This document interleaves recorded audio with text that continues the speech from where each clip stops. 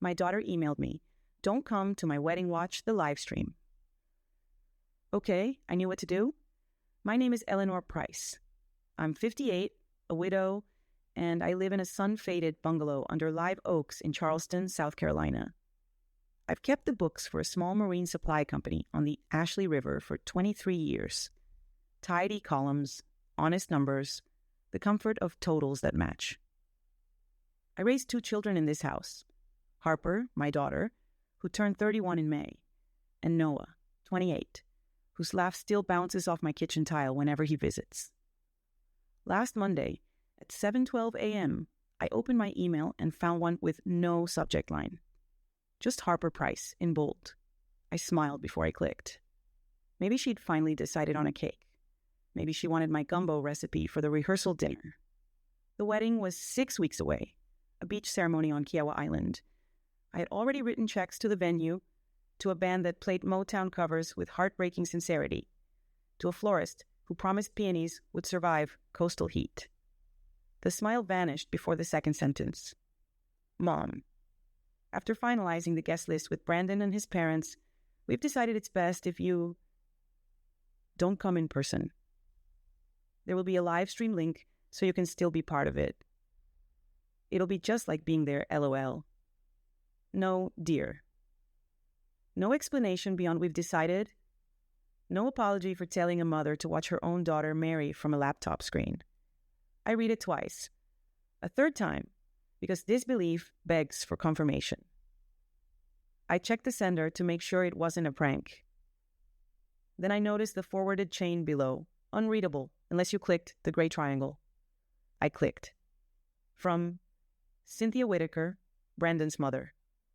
I had met her once, cool pearls, cool eyes, voice like air conditioning, guest count ballooning. Can we keep immediate family to the Whitakers and Bishop side? If Eleanor insists on helping with expenses, she can still attend via live stream. That seems generous. I stared at the word generous until it lost all meaning. I didn't cry. Tears are a language I've overused, teaching myself to be quiet. Instead, I made myself a cup of coffee, sat at the kitchen table under the window that looks at the neighbor's camellias, and typed 4 words. Sure. Enjoy your day. I hit send. Then, with a steadiness that surprised me, I opened a manila folder labeled Kiowa Wedding. For months, I'd been the tireless engine behind the scenes. Deposits, confirmations, the spreadsheet nobody else read. Because Harper asked. Because I adore my daughter. Because I wanted to give her a memory where everything looked effortless and love looked like lanterns at dusk. There were checks I hadn't mailed yet and wires scheduled but not executed, another $42,500 across vendors that week, plus the final venue installment due Friday. I slid the folder into my tote bag, finished my coffee cold, and went to work like it was any other Monday. It wasn't. The river smelled like salt and rope. I said good morning to Gabe at the forklift and walked into the office where Marta, my boss, keeps a tiny plastic heron by her monitor. She glanced up and paused. "Elle," she said, "you look like you slept in high tide." "Harper sent an email," I replied, my voice choosing calm because rage would have made the paper slip in my hands. "I'm attending the wedding via live stream." Marta set her pen down with the care people reserve for explosives. "Come into my office." I told her everything. The no subject email, the forwarded chain, the word generous from a woman who had once asked me whether my side of the family had any liquidity to spare for Harper's bridal shower venue upgrade. Marta didn't interrupt. When I finished, she slid a tissue box toward me. I didn't need. "You going to sit still for that?" she asked finally. "I'm going to be precise," I said. "That's where I live." At lunch, instead of walking the pier with my tuna sandwich, I drove to Atlantic Bank on East Bay. Terrence, the branch manager, greeted me like he always did, with the kind of warmth people assume means sales training. In Terrence's case, it's just being human. "What can we do for you today, Miss Price?" "I need to freeze and reverse 2 scheduled wires if they haven't cleared," I said. "And I'd like to convert some planned disbursements to certified checks payable to me." Same funds, different hand. He blinked once, then checked his screen. You're in time. The scheduled wires haven't been batched. May I ask why the change? My attendance was moved from aisle seat to livestream, I said, attempting a smile. My money should match. Terrence didn't smile back. His mouth did something that looked like respect. He pulled up the vendor list. I initialed, signed, and said thank you, the way you say thank you, when you're also saying I see myself now. On my way home, I made 2 more stops. First, Kyawadun's events, where Lee, the coordinator with a handheld radio and 10 simultaneous thoughts, found my file. Miss Price, she said, we received your email about the hold on Friday's installment. I wanted to confirm the contract is in my name, I said, and that cancellations initiated by the client of record are subject to my sign-off. She flipped a page and tapped the line where my signature sat. Correct. Client of record, Eleanor Price. Any changes require your written approval. I will note your account accordingly. Please do, I said, and if anyone calls you saying otherwise, ask them to spell generous. Second, Garden Glass, where Imani and her wife make flowers into stories. She came around the counter when she saw me. Before you ask, I said, hold the order. Imani's eyes warmed. Do you want to talk about it? Not today, I said. But could you do me a favor? Could you save me the design you were most excited about for another time? Sa, she nodded like people do when they don't know your whole history, but they know this. You're learning to choose yourself in the middle of a hallway conversation with your past. By sunset, my phone was a hive. Harper, 10. Noah, 3. One from Brandon, I didn't open. I fed the cat, Juniper, who judges without malice, and sat on the back steps as the sky went peach. I thought about the night Brandon's parents came to dinner. I had served shrimp and grits on my grandmother's blue china. Cynthia had eaten politely, complimented the seasoning, and later, when Brandon went to take a call, said, I hope we can make this a refined event. Harper's taste is evolving. I had smiled. In the South, our smiles are sometimes swords. Now I looked at my hands, the veins standing up like little roads. These hands had packed lunches, written checks, mended hems, held a husband's fingers while he died in a white room that smelled like lemon cleaner. They had not been taught to beg for a chair at their own daughter's wedding. The next morning at 6:40, Noah knocked on my door with a bag of bagels and the face he reserved for bad news. Mom, he said, stepping inside like the house might tell him to leave. What happened? Your sister decided, I said, buttering my half as if we were talking about the weather. Her mother can watch from a link. He paced. Noah is a pacer. His father walked whenever he had hard thoughts too. It's how the men in my life keep from turning into storms they can't manage indoors. She's panicking, he said. The venue says the next payment didn't arrive. The florist is asking for confirmation, and Brandon's mother keeps saying this is exactly what she expected. But what did she expect? I asked, though I already knew. That you'd be dramatic, he said, wincing. Unreliable even? I told them. That's nonsense, but they... You can stop, I said gently. You don't have to translate someone else's insult into a language you think I'll take better. At lunch, bagel untouched. Do you want me to talk to Harper? I want Harper to talk to me, I said, and I want her to use words that aren't a forwarding chain. He nodded slowly. I hate this. I do too, I said, and I also don't. There's a quiet here I haven't felt since your father died. Like my lungs remembered they were mine. He looked at me for a long time and then did the simplest, bravest thing. He reached across the table and squeezed my hand. At 10:03 a.m., Harper called. I let it go to voicemail. If love is a language, boundaries are grammar. Mine had been sloppy for a long time. At 10:07, she texted, Mom, why are you doing this? This is childish. At 10:22, I didn't mean it like that. You know how Brendan's parents are. We have to keep things small. We can add you to the brunch the next day. At 11:03, Venue says payment bounced? Can you please fix that? We're under a contract. At 12:15, Andrew's parents are furious and say this proves they were right about you.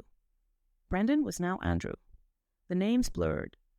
What mattered wasn't the man so much as the orbit she had chosen to align around. At 1:40, an email. Subject: please don't ruin my wedding, Mom. We agreed on the plan. The live stream was Brandon's mother's idea. It keeps things simple and avoids drama. The venue says without the next check, they'll release our date. We can discuss you attending if you can send the money today, please. Harper? There it was. Not contrition. Conditional access. Attendance as a transaction. I closed my laptop and walked to the break room, where Marta keeps mints in a jar for days when clients are difficult and our necks need something soothing to do. I unwrapped one, let the cool creep forward on my tongue, and thought, no more paying to be tolerated. That evening, I turned off my phone and went to Miss Alma's pottery class like I said I would do all those years and never did. The studio smelled like wet clay and effort. At Alma, 70 if she was a day, with forearms you don't mess with, pressed her thumb into a lump and said, you don't wrestle it, you persuade it. I made a bowl you couldn't serve soup in. It looked like a mistake with ambition. I loved it. After class, as I stepped into the humid night, a car idled at the curb. Sophia climbed out, Harper's best friend since 4th grade, the kid who ate pancakes at my table on Saturdays, and once held a flashlight while I fixed a leaky sink.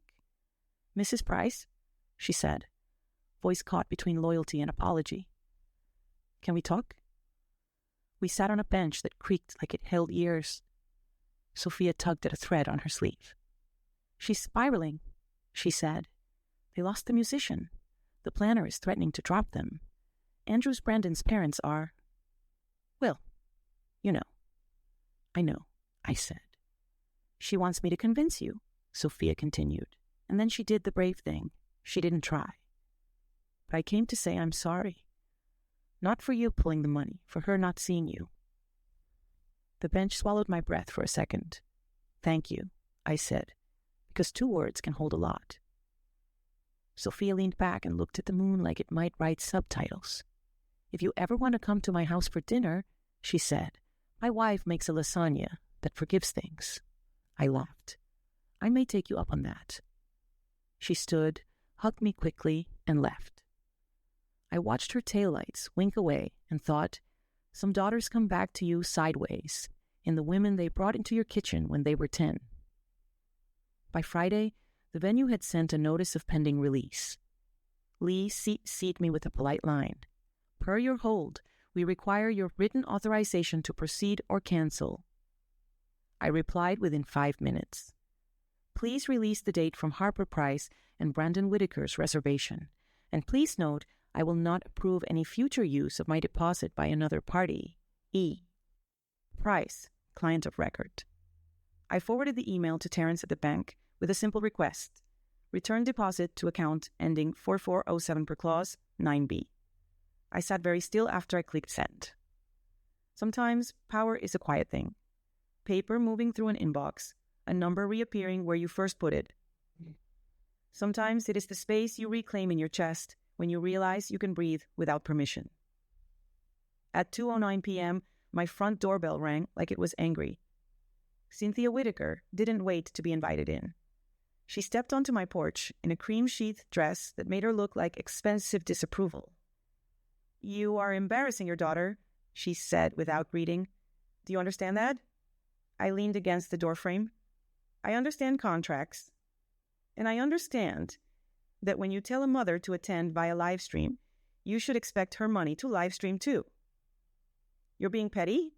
I'm being precise. She lowered her voice to something confidential, as if we were conspirators instead of opponents. Harper is finally escaping the chaos you created. Don't drag her back for one day. You'll ruin anyway. Chaos. The year my husband died, and I took a second job so the mortgage wouldn't eat our house. The months I mailed Harper rent money with a sticky note that said, buy fruit.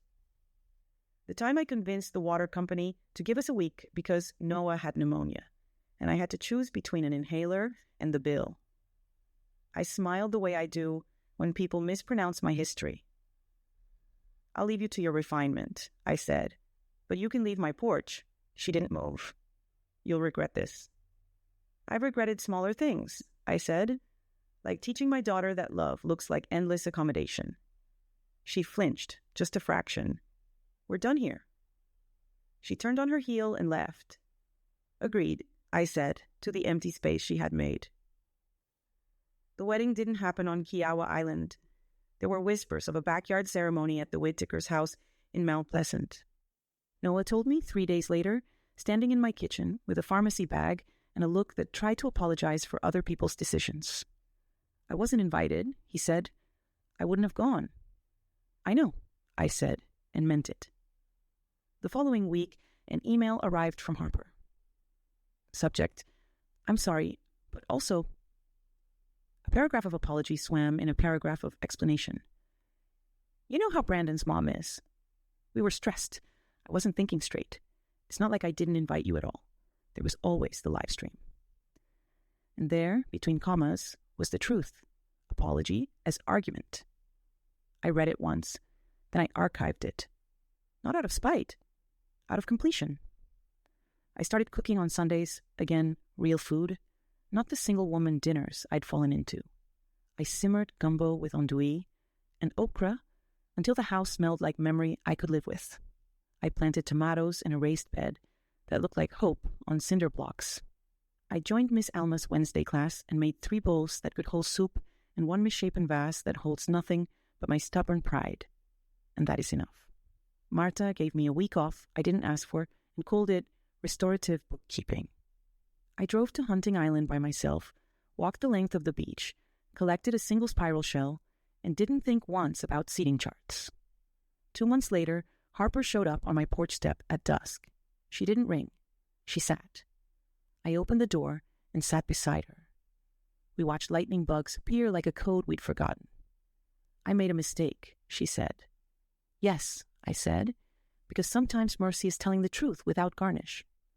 "I wanted them to like me," she said. "I wanted everything to be clean." "Clean is not the same as kind," I said. She cried then, the quiet kind, where your shoulders do the talking. "I'm sorry, Mom." "I received that," I said, "but I don't return the money with it." She laughed a wet sound. I didn't ask. We sat in silence long enough for the sky to give up. "Do you want to come in?" I asked. "I don't know," she said. "I'm ashamed." "Shame is a heavy coat," I said. "You can hang it on the chair while you eat soup." We went inside. I reheated gumbo. She ate like she hadn't in weeks. Halfway through a second bowl, she looked up. "Brandon and we're taking a break." I nodded. I didn't say I'm surprised or I told you or what happened. I said, "Do you want more rice?" "Yes," she said. She slept in the guest room that night. In the morning, she left before sunrise, leaving a note by the coffee maker. "Thank you for the soup. I'll try to be better." H. Sometimes trying is the best apology we get. If the story ended there, it would be neat. Life is polite only in theory. 3 weeks later, Cynthia filed a small claims action alleging I had interfered with contracts by reclaiming deposits. She attached emails where she had taken the liberty of signing my name to vendor changes. Terrence called to flag the court notice. Lee from the venue sent a letter attesting to client of record procedures. I sent everything to Melissa Ramos, a lawyer in Marta's extended family who does contract disputes because she likes putting messy things back into lines. Melissa read the file, smiled like someone who collects other people's lies as hobbies, and said, "You're fine." "Will there be a hearing?" I asked. "There can be," she said, "but there doesn't need to be." She drafted a response that was not only precise, it was elegant quotes from the contract, a tidy timeline, and a paragraph that made it politely clear that the signature on Cynthia's emails was forged. We filed. 2 days later, Cynthia's claim was withdrawn. That evening, Sophia texted me a photo. Harper on a couch with 2 cats and a mug I recognized. Working on boundaries, Sophia wrote, "Proud of her, proud of you. Dinner still stands." I put my phone down and smiled into my empty living room. The quiet wasn't loneliness anymore. It was space. What did I do when my daughter told me to watch her wedding through a screen? I stopped paying to be disrespected. I withdrew money with the same calm I once wrote checks. I let silence do the speaking that words would have made messy. I chose precision over pleading. I kept love, and I edited access. The thing nobody tells you about long mothering is this. There are two weanings. The first is when they don't need your body. The second is when they don't need your permission. That second one hurts more if you've built your identity around being necessary. It hurts less when you build it around being worthy. It's been 9 months since the non-wedding. Noah brings bagels on Saturdays and fixes things that don't need fixing. Harper comes by on Thursdays sometimes. We sit at the same table where I used to cut her sandwiches into triangles, and we practice speaking without turning into our worst memories. We mess up. We apologize without arguments in the middle. Sometimes she asks if I want to see photos from a hike or a pottery mug she made in a beginner's class up in Mount Pleasant. She's terrible at handles. I tell her mine weren't much better. We laugh and it doesn't break. I don't know what will happen with her and Brandon. I don't need to. I know what happened with me. I stopped living like an ATM with a pulse. I stopped auditioning for a family that used my love as a prop. I learned how to be generous with my time and ruthless with my self-respect. I started buying flowers from Imani on Fridays, small bouquets that look like forgiveness in a mason jar.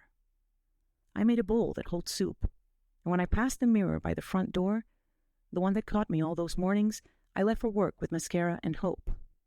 I recognized the woman looking back, not because she's softer, because she's whole. The livestream link never arrived. I didn't wait for it. I went to the beach that afternoon instead. The tide was out, the shore a wide ribbon of possibility. I stood where the water stitched the sand and thought about vows words we say about love and loyalty. I whispered some to myself out loud because the wind was loud enough to keep them mine. I promised to never again accept a seat in the back of my own life. I promised to treat my effort like a gift, not a given. I promised to stop confusing access with love. I walked until my calves ached and the sun slid itself behind a cloud like a coin into a pocket. Then I drove home, unlocked my front door, and stepped into a house that felt like a life I had chosen on purpose. If this story has a moral, it isn't get even. It's get exact. Match your investment to your invitation. When people offer you the live stream version of love, you're allowed to close your laptop and go outside. The world is still there, loud and kind in ways you forgot to expect. The email started with Mom like a label. The life that followed starts with Eleanor like a name. And names matter. At lunch,